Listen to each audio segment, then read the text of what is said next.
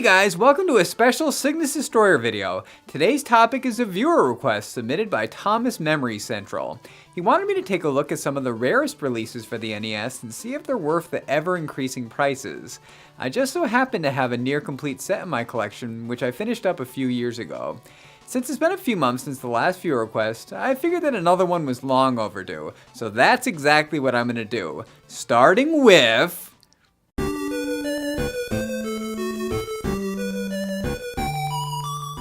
Fire and Ice is a puzzle-based adventure from Tecmo. In it, we take control of Dana, a young wizard who's bestowed with ice magic in order to free Coolman Island from the fiery reign of Druidal.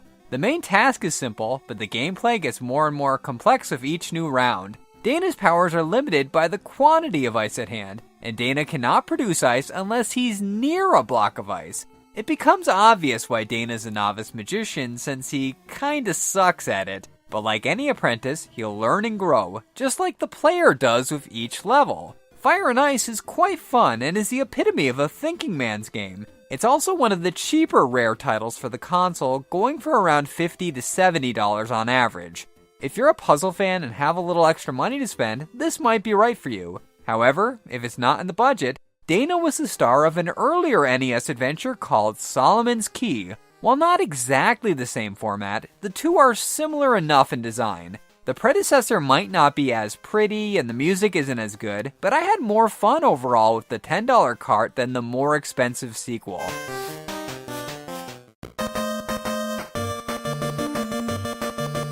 Chip 'n Dale Rescue Rangers was one of my favorite cartoons growing up, and the NES release was one of my favorite rentals. Due to its success, Capcom decided to make another one nearly 4 years after the initial entry. How does it compare to the original? Not that well, unfortunately. It feels very much like more of the same. There really weren't any new developments in the core gameplay. Chipper Dale still has to pick up boxes in order to fend off various pests in order to clear a stage. The graphical style, on the other hand, is in many ways a step backwards. The sprites and environments are about on par with Rescue Rangers, but that's the problem. Second installment should look more advanced than what came before, and this fails to do that completely. Chip 'n Dale Rescue Rangers 2 has gone up quite a bit in recent years, going for around $80 to $100 on average. It's quite good, and I like how the story unfolds in a more interactive fashion, but the first is better in every way. The music is better, the sprites and environments look better, and it's a fraction of the cost at $10 to $15 shipped. Unless you're a hardcore NES collector, stick with the original.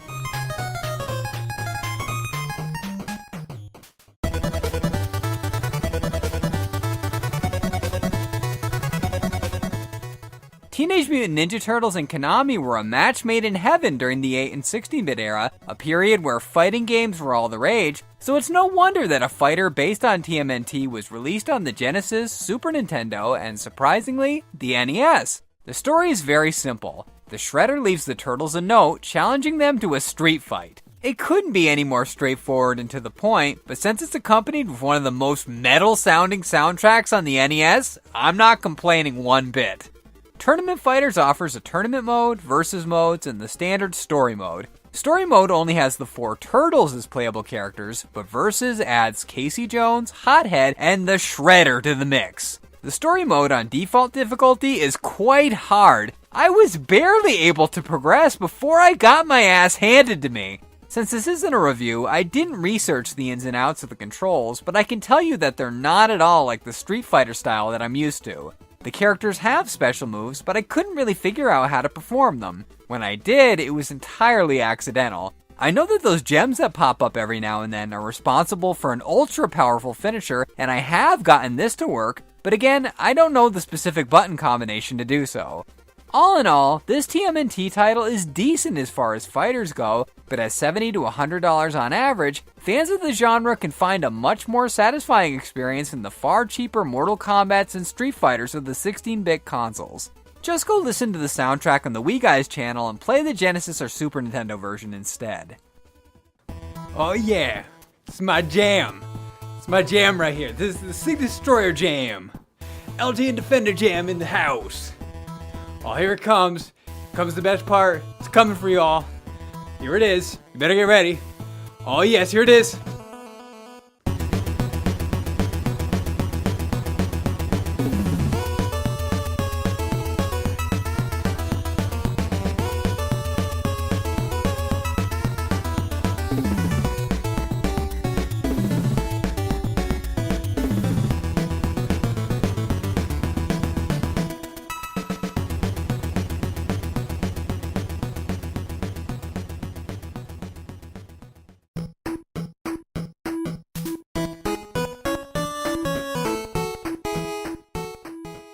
Just like Chip 'n Dale, a second DuckTales was released years after the original.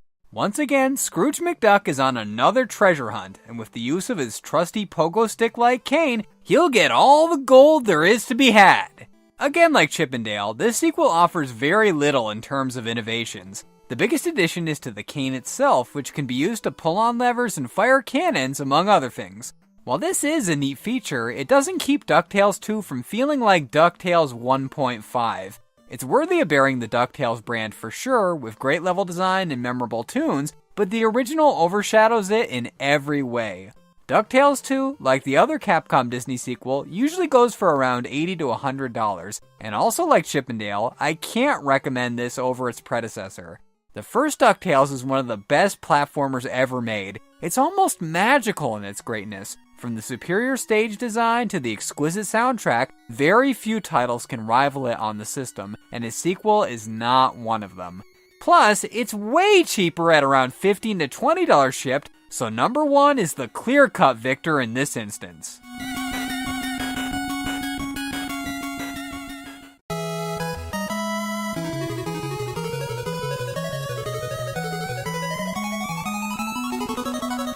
The Jetsons made a bit of a resurgence in the 80s, so it's no surprise that a Nintendo game was based on the classic property. In Cogswell's Caper, we take the role of George as he's assigned by his boss Space Lee to stop rival Cogswell's mining operation on planet M38. It's been a long time since I've watched the Jetsons, but I don't remember Space Lee being such a humanitarian. Caring about the well-being of the aliens? That just doesn't sound like the Space Lee I know. Anyway, it's up to George to protect the planet. Cogswell's Caper basically comes off as Chip 'n Dale Rescue Rangers with a jetpack, since George's primary means of attack is picking up and tossing boxes at foes. He even collects stars just like in Rescue Rangers.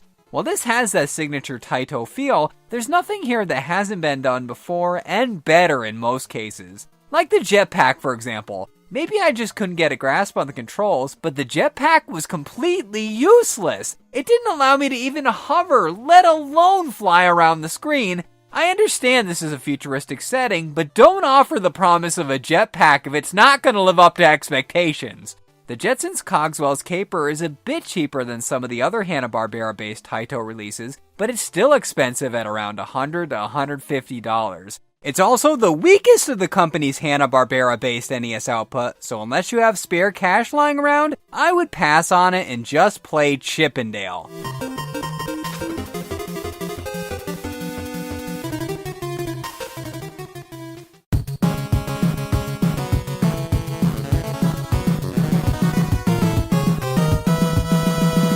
Yet another expensive sequel, and from Taito to boot. Power Blade 2 is an action platformer set at Christmas time starring a protagonist who looks like Duke Nukem wielding a boomerang. If that's not the coolest thing ever, then I don't know what is.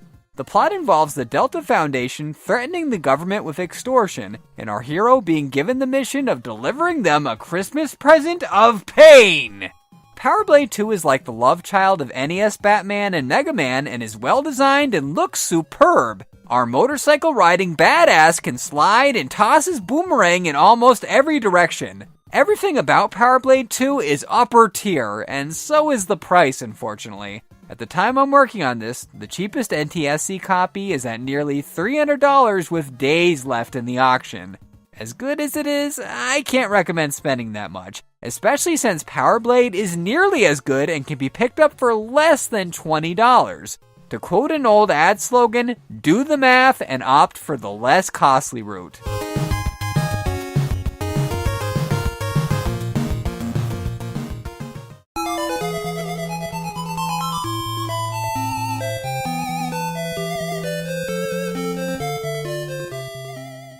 Continuing the Taito trend of rarity, Bubble Bobble Part 2, not to be confused with Rainbow Island's The Story of Bubble Bobble 2, is very much in the same vein of the original, but with a graphical upgrade. The story is as simple as the hero's girlfriend has been kidnapped and he has to rescue her.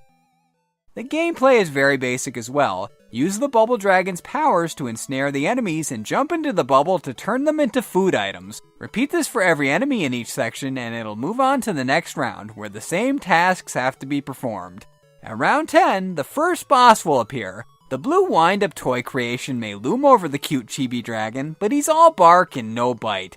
Just move around the platforms, continuing to fire bubbles at him, and the blue baddie will be done for. This is as far as I decided to go in my capture session for this video, but I'm assuming the formula from the previous 10 rounds repeats for the next 10 and the 10 after that, etc. Bubble Bobble Part 2 is cute and very enjoyable, but the formula is virtually identical to that of the original, which can be picked up for a fraction of the price. Bubble Bobble usually sells for around $15 to $20 on eBay, whereas the much more expensive sequel goes for over $200. If all we're getting for $180 extra is an eye-pleasing coat of paint, then I would suggest everyone except completist NES collectors pass on it. I know I'm sounding like a broken record, but go for the original and I promise you'll have just as good of a time.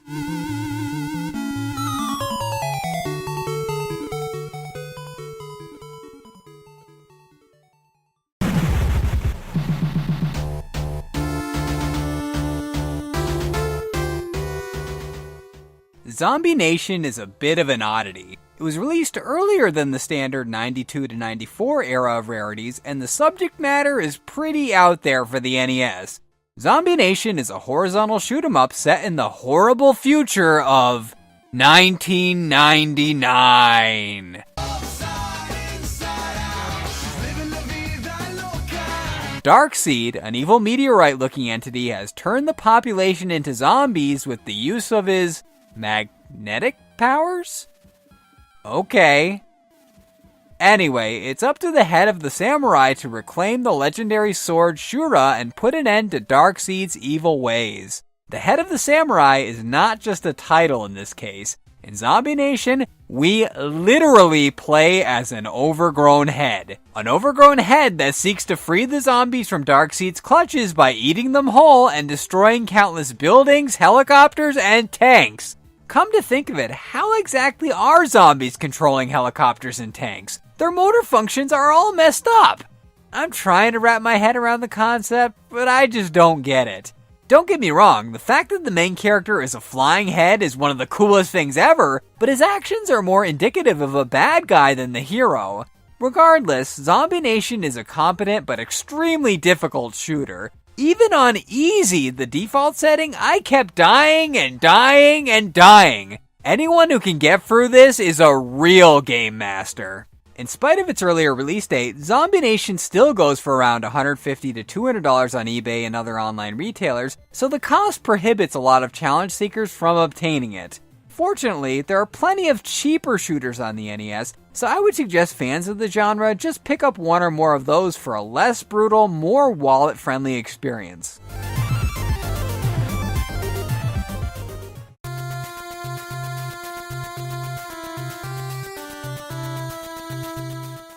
Bonk, the mascot of the TurboGrafx-16, made one appearance on the NES at the tail end of its lifespan. While not a straight port from the TurboGrafx, anyone who's played that version should know what to expect with this. Bonk is a caveman with a hard head, which he uses to crush his enemies and create earthquakes by stomping the ground.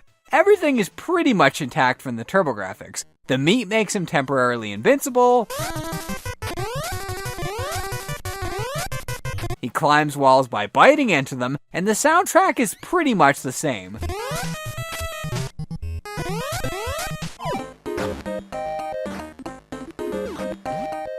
The NES version is obviously not as visually advanced, but it still looks great regardless. Since it came out in '94, Bonk's Adventure goes for quite a chunk of change at around $200. Bonk's Adventure is an excellent platformer, but it's tough to justify buying it at that price. Bonk on the TurboGrafx can be picked up for a lot less, so that's an option for anyone who wants the full Bonk experience. Other than that, opt for another cheaper platformer.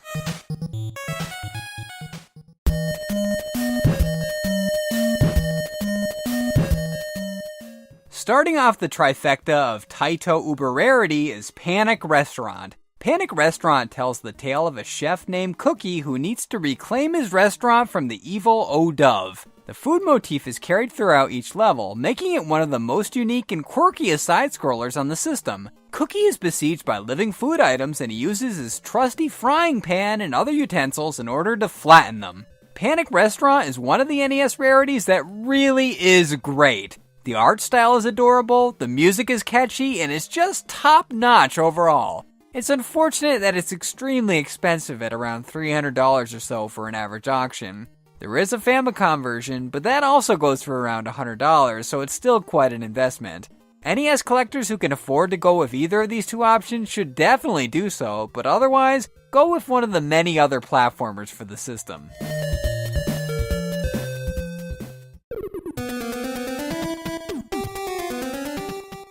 Ah, Little Samson, a truly phenomenal Taito title and my favorite rarity featured in this video. There isn't much in the way of story for Little Samson. In fact, there isn't a single line of text dialogue in the intro, but the plot is communicated clearly enough. An evil presence has been freed, and the king is sent after 4 warriors to deal with it. The quartet is comprised of Kikira the dragon, Ko the mouse, Gam the golem, and the title star. Like Bucky O'Hare, all 4 of them are playable, and they each have unique abilities and traits. Ko can drop bombs, Kikira can fly, Gam is impervious to spikes, and Samson can climb walls and shoot bells. After the introductory stages, the characters can be selected at will, and each is needed at certain points in order to progress through the levels. Much like Panic Restaurant, Little Samson is a title whose quality is on a par with its rarity. The US cart has more than doubled since the time that I purchased it, going for over $600 these days. As amazing as it is, it's not exactly feasible for most of us to drop that much on a piece of plastic, even if it does contain 8-bit gold within. Give it a pass, but do it begrudgingly.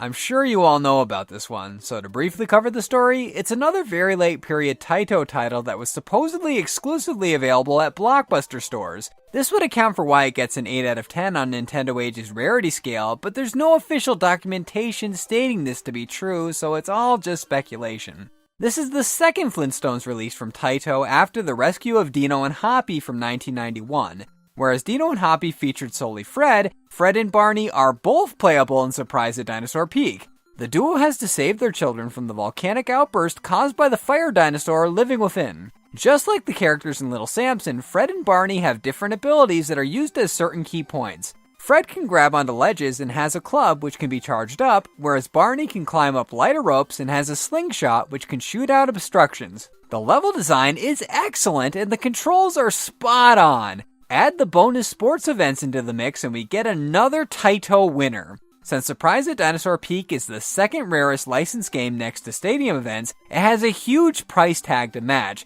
regularly going anywhere from $500 to $700 these days. Fortunately, Dino and Hoppy is very similar in design and much cheaper at less than $20 shipped. Dino and Hoppy was another favorite childhood rental of mine, so I would definitely suggest picking that up instead. By doing so, the only thing that's missing is Barney, and Fred and his club are cooler anyway, so it's win-win. As should be clearly obvious, NES collecting is a really expensive hobby, especially for those seeking to complete their set, and this is just a small sample of the pricier late period entries in the library. There are some that I didn't cover that are more costly than the lower price titles featured here, but I decided to hold off on talking about them for now because they'll get their own full reviews sooner or later. In doing research for this video, it was crazy to see how much prices had increased since I'd completed my collection. Granted, prices were still pretty high back then, but nothing like they are today. I definitely spent a lot to amass my collection, but I don't regret it at all. Collecting for the NES became like an obsession for me. It filled a void at the time, since I wasn't happy and helped me to get through a really tough time in my life. Fortunately, that's all behind me now, and these carts are more useful than ever as tools for my passion in life, making these videos for all of you. While it was right for me at the time, if I was starting from the beginning right now when the prices are the highest they've ever been, then there's no way that I'd go for these rare gems. That's why I said that I can't recommend them, regardless of their stellar quality. With that said though, if someone wanted to go all in on one of these costly carts, then I would suggest going for Lickle, the Famicom version of Little Samson. The two are exactly the same, and since there are no text cutscenes needing an English translation, the only difference between the two is about $400 or so. Now that that's wrapped up, I gotta get to work on the next LJN Defender. But before I go, I got some videos for you guys to check out. Now, on one of these sides, you got Innocent Till Proven Guilty episode of Dr. Jekyll and Mr. Hyde. That's a very major one. Actually, I would say that's the most major one so far, because that's the most, minus Sonic 3D Blast. But Dr. Jekyll and Mr. Hyde, that's helped to be a very bad game, even though it's not really that bad. Oh, but perhaps I'm getting the spoilers in the video. Anyway, just watch the video. It's really good. Now, on the other side, whichever side I put it on, I've got a Cygnus Destroyer Retro Review. This one is Rescue the Embassy Mission.